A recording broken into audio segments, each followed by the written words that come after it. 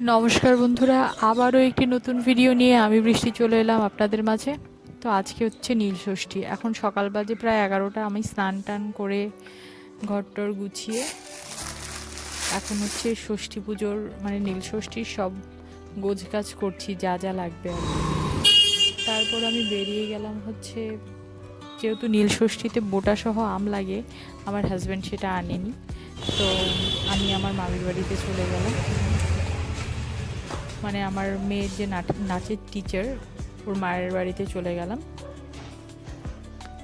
তো এখানে তাদের রাধাকৃষ্ণের বিগ্রহ আছে, 3 বেলা ভোগ রাগ দেওয়া হয়।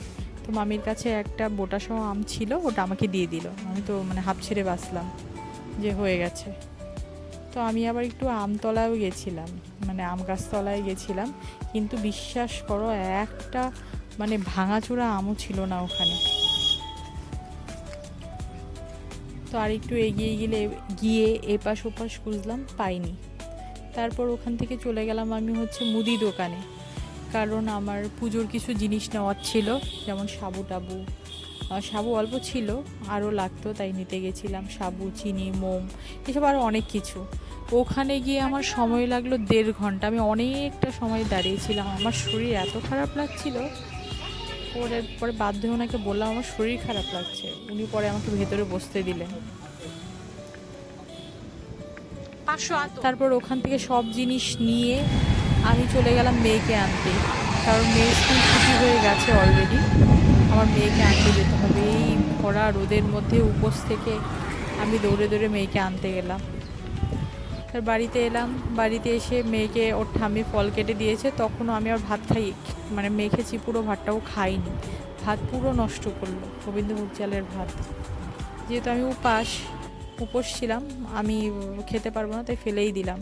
তারপর মেয়েকে ঘুম টুম পাড়িয়ে ওখান থেকে আমি চলে গেলাম শিবের মাথায় জল ঢালতে।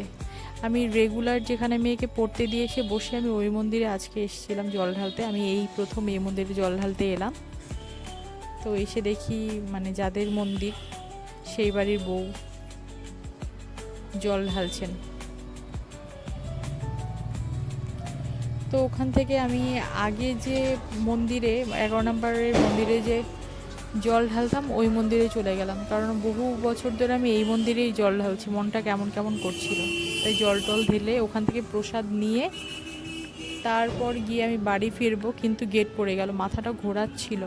তো বাড়ি এসে খাবার নিয়ে বসলাম। আমি বাঙ্গিটা পুরোটা খেয়েছি, যাকে বলে ফ্রুটিটা আমি পুরোটা খেয়েছি। এখন আমার পক্ষে সাবু মাখা সম্ভব না, ওই ফ্রুটিটা খেয়ে একটা কলা খেয়ে মেয়েকে নিয়ে টিউশনে গেলাম। টিউশনে দিয়ে তারপরে মন্দিরটা থেকে আবার বসলাম।